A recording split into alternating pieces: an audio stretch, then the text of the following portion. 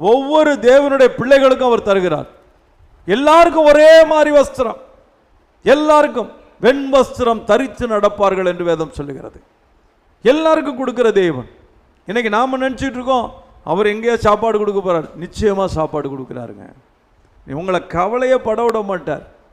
உங்கள் தேவைகளை நிச்சயம் சந்திப்பார். நீங்க செய்ய வேண்டிய காரியத்தை மட்டும் செய்யணும். காலையில் எழுந்து ஜெபிக்கணும். அதிகாலையில் இருட்டோட எழுந்து ஜெபிக்க ஆரம்பிக்க வேண்டும். வேதத்தை கவனமாய் கருத்தாய் வாசிக்க ஆரம்பிக்க வேண்டும். உங்களுக்கு கொடுத்த வேலையை சரியாய் செய்ய வேண்டும். நீங்கள் அப்படி செய்யும் போது கர்த்தர் உங்களை பார்ப்பார். கர்த்தர் உங்கள் தேவைகளை சந்திக்கிறவராயிருப்பார். நீங்கள் வெளியே செல்லும் போது கர்த்தர் உங்கள் முன்னே நடந்து போய் கொண்டிருப்பார்.